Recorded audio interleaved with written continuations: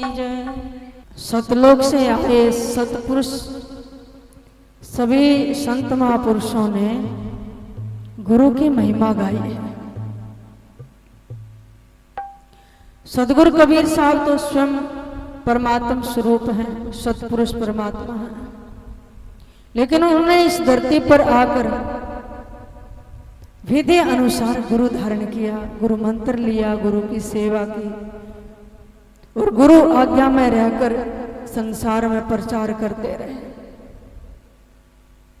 कुछ जीव ऐसे संतों को पहचान पाते हैं, कुछ नहीं पहचान पाते हैं।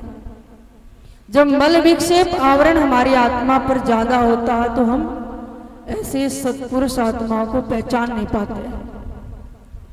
अनेक जन्मों की भक्ति भजन करते करते संतों की संगत से जब हृदय पवित्र हो जाता है, फिर ये मस्तक झुक जाता है किसी सत्पुरुष के चरणों में, नहीं तो शंका से भरे रहेंगे, विकार दृष्टि से देखेंगे, मन में संदेह बना रहेगा, आत्मा झुक नहीं पाएगी। सतगुरु कबीर साहब आए, 64 लाख शिष्य इकट्ठे हो गए, वो भी नहीं समझ पाए थे। गरीबदास महाराज फरमाते हैं, गरीब सतगुरु सुरती नगर से आए हैं बड़काज, कौवा कदर न जानी हंसा चढ़े जहाज। कहें सतगुरु सुरती नगर से, जहाँ सुरती से जहाज आता है, अवगत नगरी, वहां से आए थे। लेकिन जिनकी संसारी वृत्ति थी, विषय विकारों वाली कौवा वृत्ति, वो नहीं समझ पाए। जो हंस आत्माएं थी, उनके ज्ञान से निर्मल हो चुकी थी, वो नाम की जहाज में बैठे पार हो गए। एक बार जिज्ञासुओं ने सतगुरु कबीर साहब से पूछा, सतगुरु क्या ऐसी उच्च कोटि की आत्माएं सत्पुरुषों को भी गुरु की धारण करने की आवश्यकता है? तो कबीर साहब ने कहा, बिल्कुल। गुरुदेव बिन जीव की कल्पना ना मिटे, गुरुदेव बिन जीव का भला नहीं, गुरुदेव बिन जीव का तिमर नासे नहीं, समझ विचार ले मन माही। रहा बारीक गुरुदेव से पाए, जन्म अनेक की अटक खोले, कहे कबीर गुरुदेव पूर्ण मिले, जीव और शीत तब एक तोले। कहते हैं गुरु के बिना इस जीव की कलह कल्पना मिट नहीं सकती है, और इस जीव का भला नहीं हो सकता है, और गुरु के कृपा बिना, ज्ञान बिना इस जीव का तिमिर माने अंधेरा नष्ट नहीं हो सकता। देखो एक सूर्य है, तीनों लोक के अंधेरे को नष्ट कर देता है, प्रकाश कर देता ना, लेकिन हृदय के भीतर के अंधेरे को दूर नहीं कर सकता।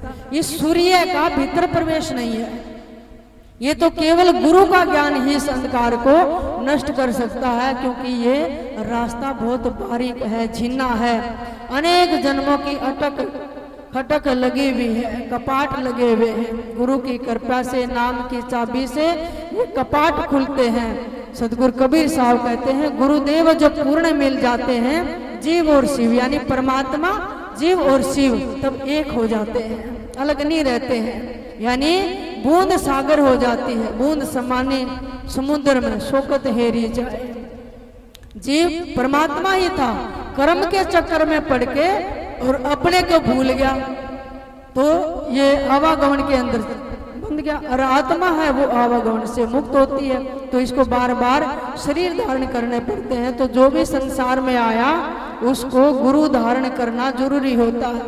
अब ये सुरती सरोवर क्या है, मन क्या है, सतगुरु गरीबदास जी महाराज इसको थोड़ा खोल कर समझाते हैं।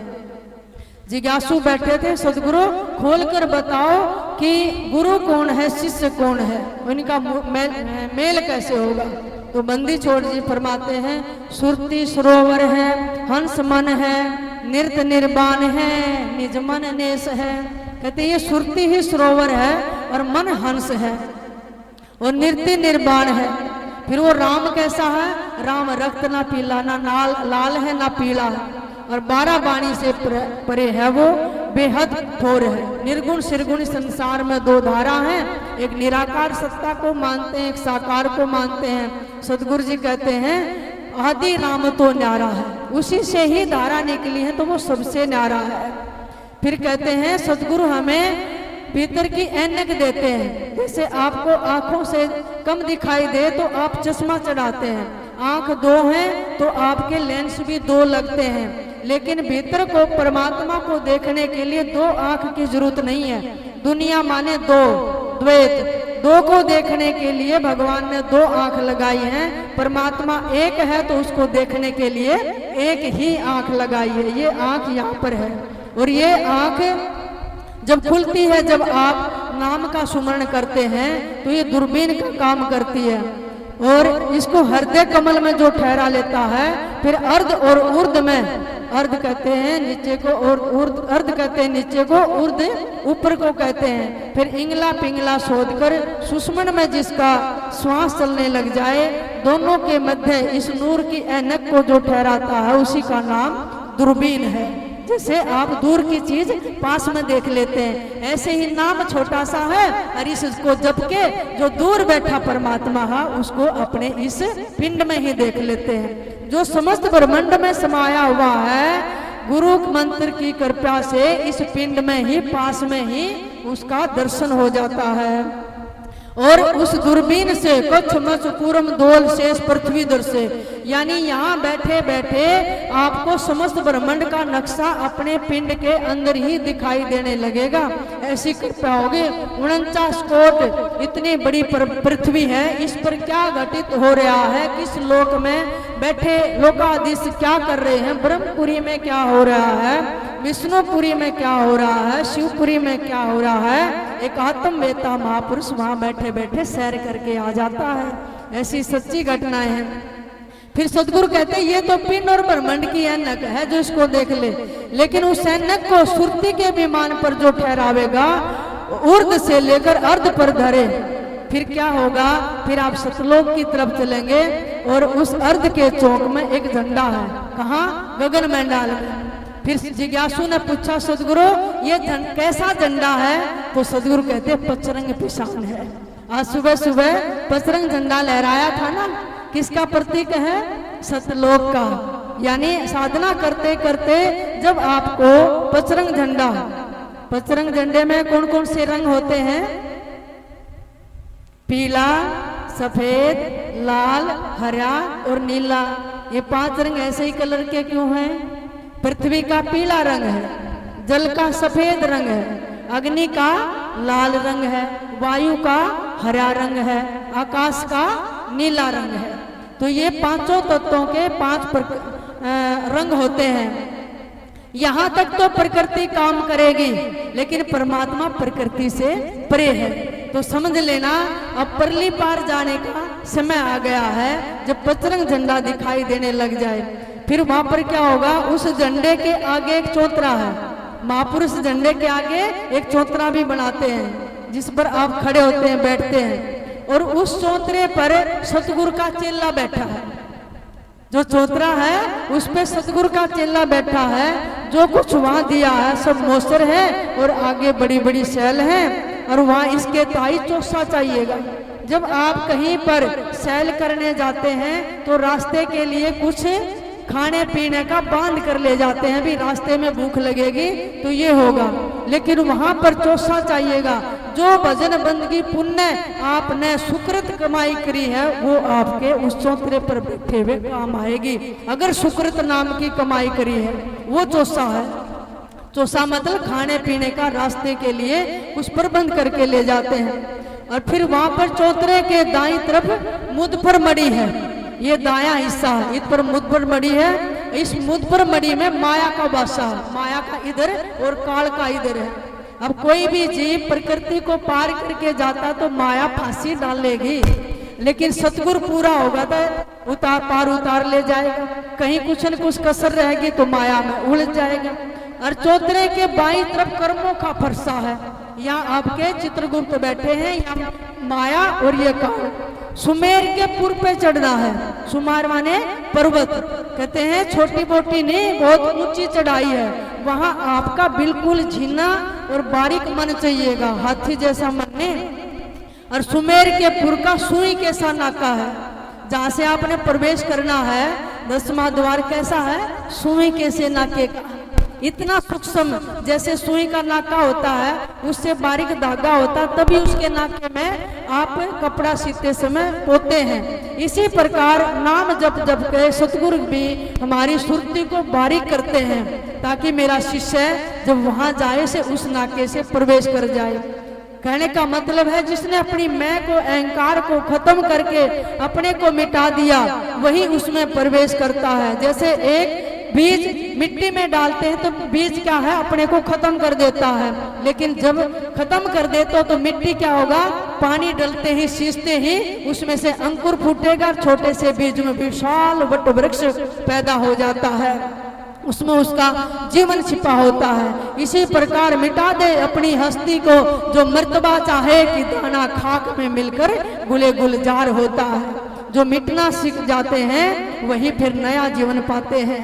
उस नाके के परली तरफ सतगुरु खड़ा है, हम इस तरफ है, पचरंग डंडा है, चौतरा है, निशानी समझ लो, सब ने ऊपर जाना है। इधर शिष्य बैठा है, सुमेर के पुर पे चढ़ना है, पहाड़ दिखाई देगा, गगन मंडल दिखाई देगा, सूर्य चंद्रमा दिखाई देंगे, बादल गरजेंगे, बिजलियां कड़केंगी, लेकिन घबराना मत, परली तरफ सतगुरु खड़ा है, उससे मिलना है और वो सतगुरु बुला लेंगे। जब की जहाज पर बैठा है, जतन करके ही वहां गए हैं, तभी वो सतगुरु कहलाए हैं। जोग और जतन के जहाज पर बैठा है और किसको पार करे है, सतवादी हंसा को तारे है। जो सतवादी आत्माएं होती हैं उनको पार कर देते हैं। और उरली तरफ सतगुरु का चेला खड़ा है और परली तरफ सतगुरु खड़े हैं।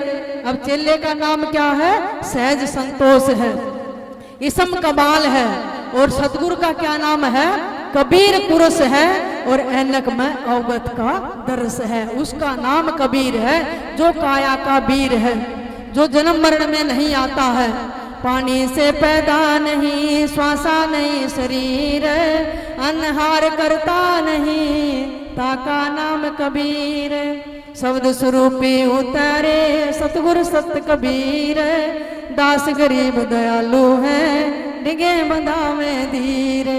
फिर कहते हैं जब ऊपर पहुंच गए पीछे फिर के नहीं देखना, विषय वासनाओं में चित्त भ्रमित ना हो जाए, आगे की तरफ दृष्टि रखना, क्योंकि वहां जिसने पीछे मुड़ कर देख लिया ना वहां से गिर भी जाएगा।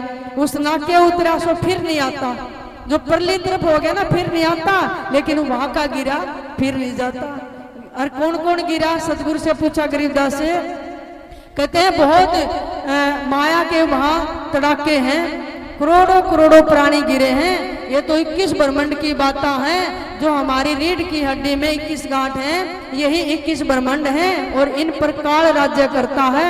लेकिन जो सुरती के विमान पर बैठ जाता वो पार उतरता है। श्रृंगी ऋषि का पत्र पुठा, भिंडी ऋषि माया ने लुटा,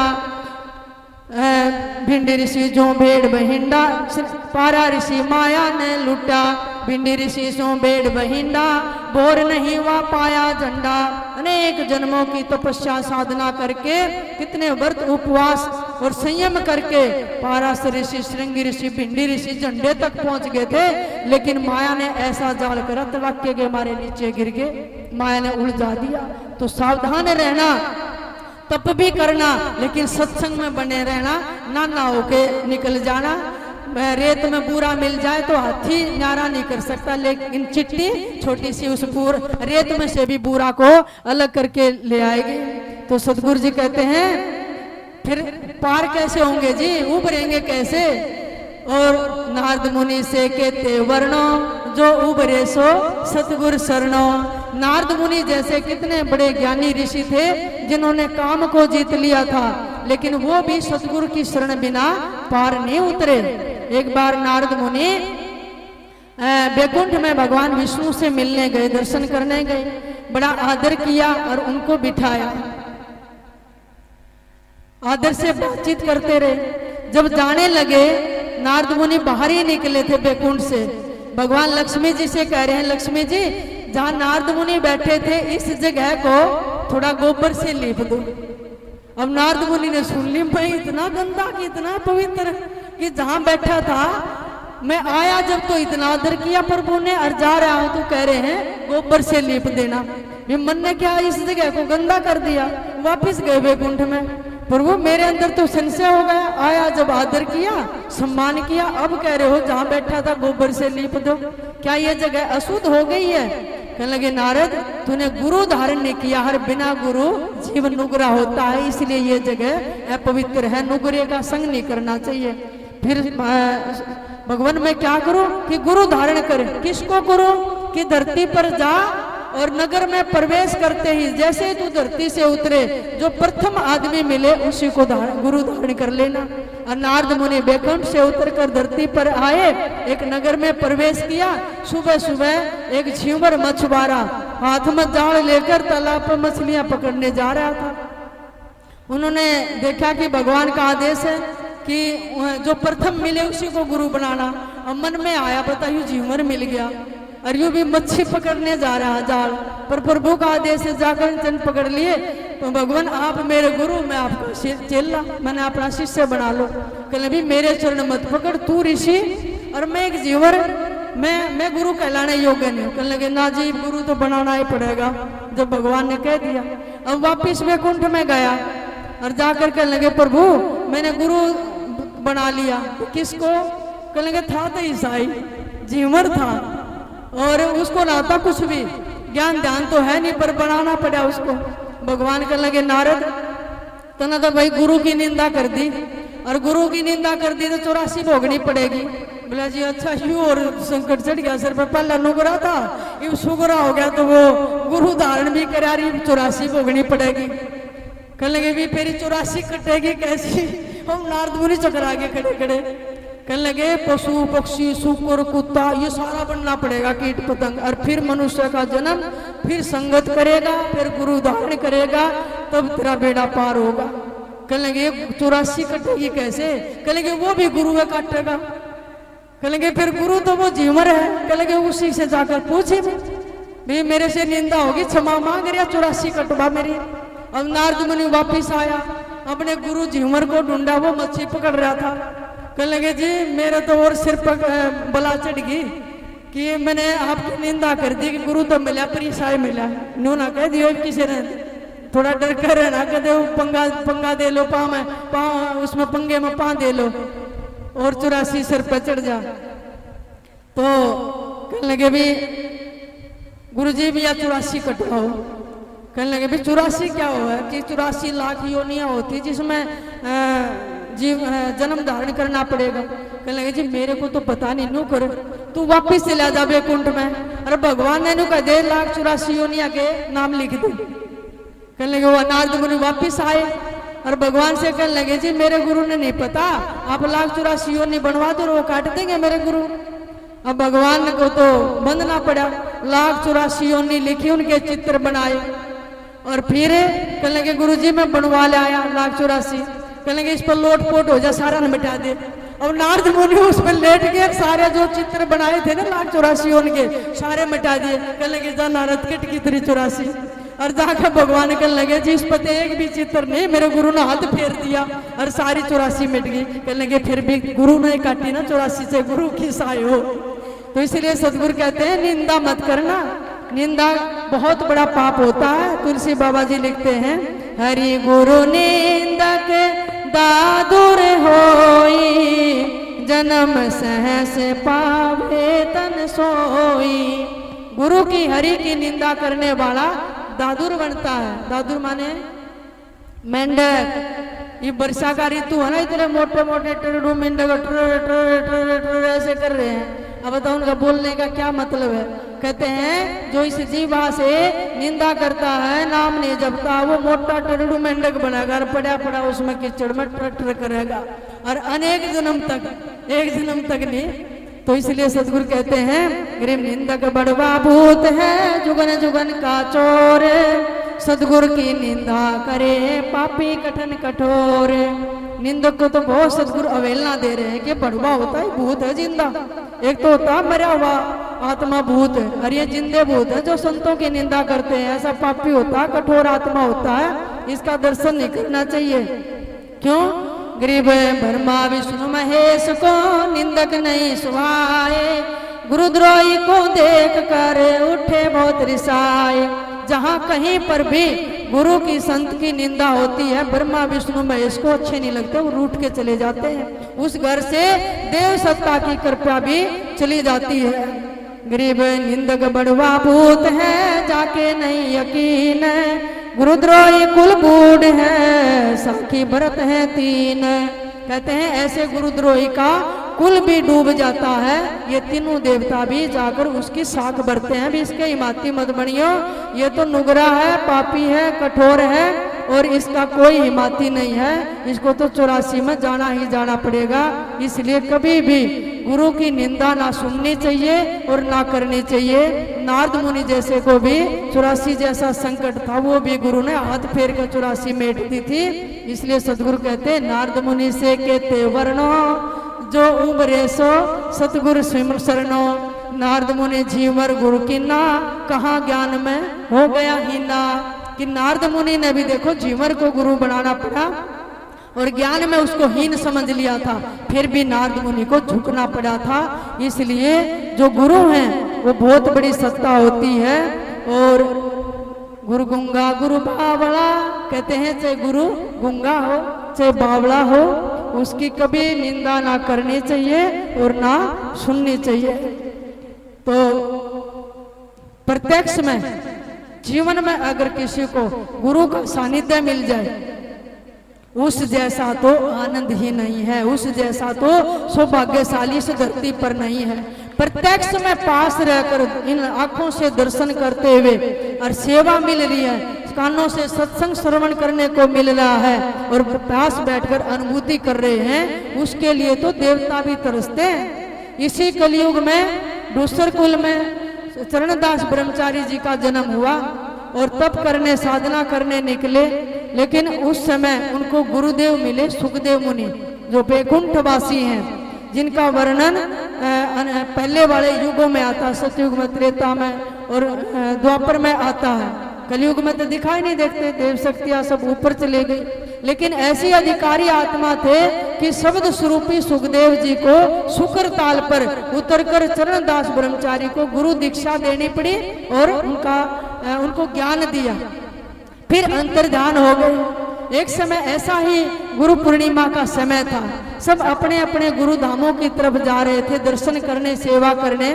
तो चरणदास ब्रह्मचारी के मन में आया, मेरे गुरु तो बैकुंठ में है और मैं उस धाम में कैसे जा सकता हूँ। ये सदगुरु आप धरती, मैं धरती पर, आप बैकुंठ में, और सब अपने गुरु का प्रत्यक्ष दर्शन करेंगे, लेकिन मैं वंचित रह जाऊंगा। मेरे भी मन में आता है आप उतर कर आओ और मैं आपका पलकों से रास्ता बुहारूं, चौक पुराऊं, आपकी लंबी बंदगी करूं। जब आप खड़े हों तो मैं आपकी परिक्रमा करूं, आपकी आरती उतारूं, आपके चरणों में बैठकर मैं भी उपदेश सुनूं, फिर खुश होकर आप मुझे आशीर्वाद दें। मैं आपके चरणों में पुष्प चढ़ाऊं, आरती उतारूं। आंसू आ गए याद करते करते, और चरणदास जी के अंदर से बाणी निकल पड़ी। क्या बाणी निकली, मेरे साथ गुनगुनाइए। गुरुदेव हमारे आओ जी, गुरुदेव हमारे आओ जी, गुरुदेव पुकार रहे हैं बैकुंठ की तरफ, अरदास कर रहे हैं, गुरुदेव इस धरती पर उतर कर आओ। गुरुदेव हमारे आओ जी, गुरुदेव हमारे आओ जी, बहुत दिनों से लगा उमाया, बहुत दिनों से लगा। जैसे आपके अंदर उमाया होता है, गुरु पूर्णिमा आएगी, घर से चलेंगे, क्या क्या तैयारी करेंगे, उमाया होता है ना। बहुत दिनों से लगा उमाया, बहुत दिनों से लगा उमाया, आनंद मंगल गाओ जी, आनंद मंगल गाओ जी, गुरुदेव हमारे आओ जी, गुरुदेव हमारे आओ जी, पलकों से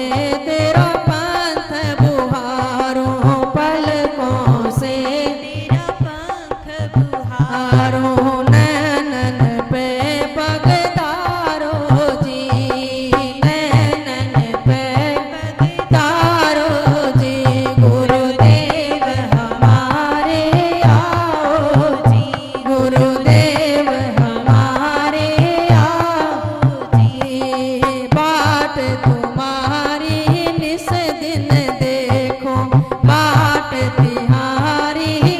अब आएंगे आसमान से उतरेंगे मेरे गुरु।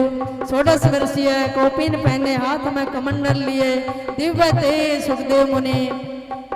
बाट तिहारी निस दिन देखो, बाट तिहारी निस दिन देखो, हमारी ओर निहारो जी गुरु, हमारी ओर निहारो जी गुरुदेव हमारे आओ जी, गुरुदेव हमारे आओ जी।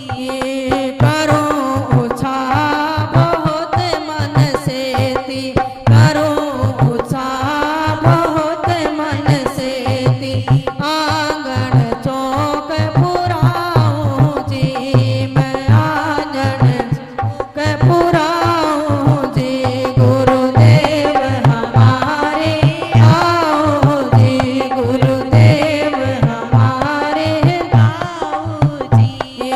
करूं आरती मैं तन मन वारूं, करूं आरती मैं तन मन वारूं, बार बार बलि जाऊं जी, मैं बार बार बलि जाऊं जी, गुरुदेव हमारे आओ जी, गुरुदेव हमारे आओ जी। दे परिक्रमा शीस नवाऊं, दे परिक्रमा शीस नवाऊं, सुन सुन वचन अगाऊं जी, मैं सुन सुन वचन अगाऊं जी, गुरुदेव हमारे आओ जी, गुरुदेव हमारे आओ जी। गुरु सुखदेव चरण हूँ दासा, गुरु सुखदेव चरण हूँ दासा, दर्शन मोहि समाओ जी गुरु, दर्शन मोहि समाओ जी, गुरुदेव हमारे आओ जी, गुरुदेव हमारे आओ जी। बहुत दिनों से लगा उमाया, बहुत दिनों से लगा उमाया, आनंद मंगल गाऊं जी, मैं आनंद मंगल गाऊं जी, गुरुदेव हमारे आओ जी, गुरुदेव हमारे आओ जी, गुरुदेव हमारे आओ जी, गुरुदेव हमारे आओ जी, गुरुदेव हमारे आओ जी। प्यारे सतगुरु आओ जी, मेरे प्यारे सतगुरु आओ जी, मेरे प्यारे सतगुरु आओ जी। रोते रोते सुखदेव मुनि ने अपने गुरु को पुकारा, आकाशवाणी हुई और संग घंटा नाद होते हुए सुखदेव मुनि आसमान से उतरे और जहाँ चरणदास ब्रह्मचारी बैठे थे सामने आकर खड़े हो गए, अपने आंसुओं से गुरु के चरण धोए, भूल गए सब और दंडवत प्रणाम किया। एक टक निहार रहे हैं, सिर पर हाथ रखा, उनके गुरु ने पास बैठा लिया और सुखदेव मुनि के लिए बैकुंठ से प्रसाद लेकर आए। उस प्रसाद को खाकर सुखदेव मुनि तृप्त हो गए, रोते रहे गुरु के पास। गुरु दर्शन देकर गुरु पूर्णिमा को चले गए। उछलते कूदते सुखदेव मुनि अपने घर में गए। अरे संसार के लोगों, तुम्हें ही प्रत्यक्ष गुरु नहीं मिले हैं, बैकुंठ से उतरकर साक्षात मेरे गुरु मुझे दर्शन देकर गए हैं।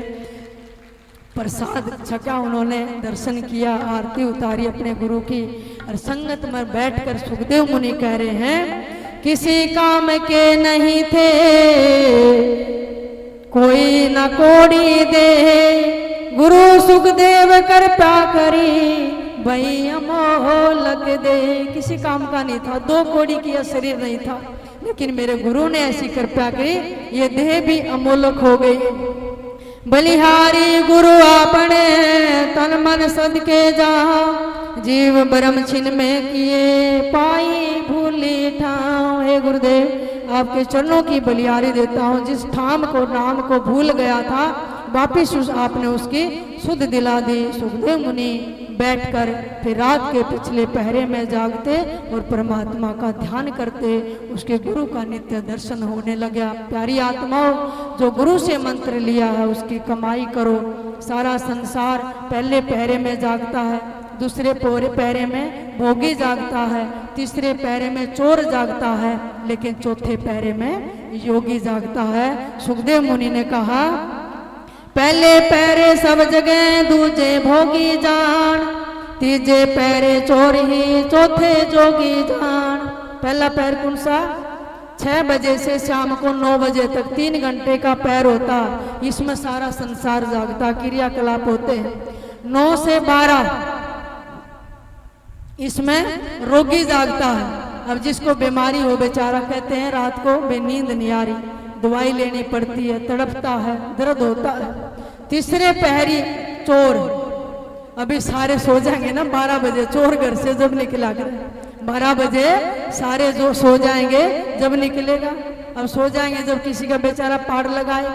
और आपको पता है, चोर भी भगवान को मना के निकलता है, हे प्रभु आज तो कुछ अच्छा माल हाथ लग जाए, 5 किलो लड्डू चढ़ाऊंगा और पकड़ा भी ना जाऊं, कृपया करियो, आज तो आपने कोई न कोई अच्छी जगह दिखा देना। वो भी भगवान से प्रार्थना करके जाता है। और जिसके घर में घना धन है, वो प्रार्थना करके केस हुआ है कि जो कुछ भी है प्रभु उसने सुरक्षित रखिए। एक तो कर रहा चोर ये प्रार्थना की अच्छा माल हाथ लग जाए, 5 किलो लड्डू चढ़ाऊंगा प्रभु। देवी की उपासना करके जाता चोर, छोटा मोटा नहीं होता है। और भगत क्या कहता है, प्रभु जो कुछ दिया है घर में, सोना चांदी माल, मैं तो सो रहा हूँ, इसको सुरक्षित रखना, 1 किलो लड्डू चढ़ाऊंगा। अब मैं आपसे पूछती हूँ, क्या परमात्मा घुस लेते हैं? अब 5 किलो वाले की बात मानेंगे या 1 किलो लड्डू वाले की? बताओ, ये आपके लिए मैंने प्रश्न खड़ा कर दिया। और जब कभी हो जाए उधर तो बताना। चोर ने कहा 5 किलो लड्डू, और घर वाले ने जिसका धन भरा उसने कहा है 1 किलो लड्डू। तो घुस लेते हैं क्या परमात्मा? क्या करते, किसकी रक्षा करेंगे, ये आपको ऊपर छोड़ दिया है। इसलिए भाई सदगुरु कबीर साहब जी कहते हैं, कबीरा सोता क्या करे जागण की कर चौंक, ये दम हीरा लाल है गिन गिन गुरु को सौंप। अब क्यों सोए हो? ये तो जागने का पैरा आया है, ये श्वास की माला दी है गुरु ने, इसमें मोती पोलो नाम के हीरे हैं ये, और इसको कोई चोर भी नहीं चुरा सकता है। तारे घर में रखा होगा ना, उसने तो चोरी कर ले जाएगा, लेकिन जो भीतर माल इकट्ठा कर लिया है वहां तो चोर भी नहीं जा सकता, कोई डाका नहीं पड़ सकता है, और उसका काल भी नहीं ले सकते। क्या करेगा कालू चोर उसका नाम राम रूपी धन का? तो इसलिए गुरु वो माल आपको देते हैं जिसको कोई नहीं चुरा सकता है। इसलिए बैठकर इसकी कमाई करो। ये श्वास गिन गिन गुरु को सौंप, जो शब्द की साधना है। एक गुरु शब्द है जो भीतर बैठा है, वो माला बना के मोतियों की वो गुरु को पहनाया करो, वो हमारी असली पूजा है। गुरु बिन घोरे अंधेरा रे साधो भाई, गुरु बिना घोरे अंधेरा हो जी,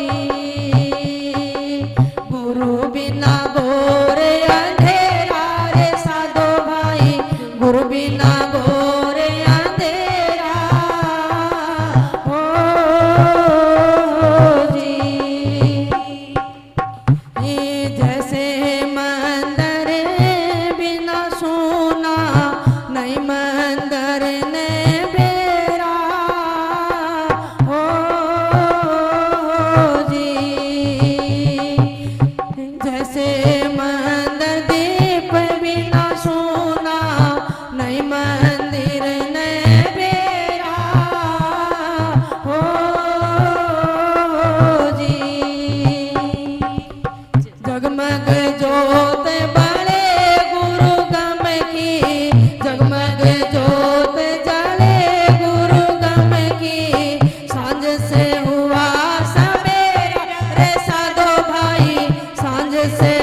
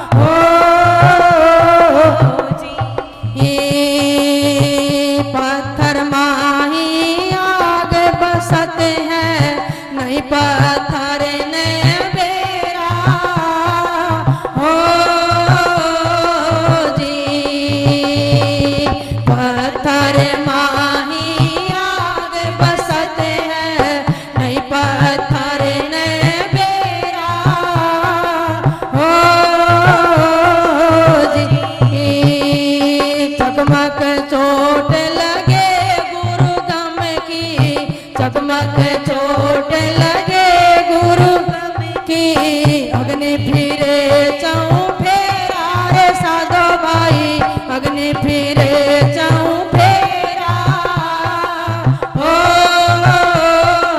जी। गुरु बिना घोर अंधेरा रे साधु भाई, ये गुरु बिना घोर अंधेरा हो जी। गुरु बिना घोर अंधेरा रे साधु भाई, गुरु बिना घोर अंधेरा हो जी। ये मृग की नाभि बस कस्तूरी, नहीं मर गाने बेरा हो जी। मृग की नाभि बस कस्तूरी, नहीं मर गाने बेरा हो जी। व्याकुल हुआ फिरे जंगल में, व्याकुल फिरे हुआ जंगल में, सूंघे घास घने रे साधु भाई, सूंघे घास घनेरा हो जी। गुरु बिना घोर अंधेरा रे साधु भाई, गुरु बिना घोर अंधेरा हो जी। जब लग सुरता रहे कवारी, नहीं प्रीतम का बेरा हो जी। जब लग सुरता रहे कवारी, नहीं प्रीतम का बेरा हो जी। आठों पैर रहे आलस में, आठों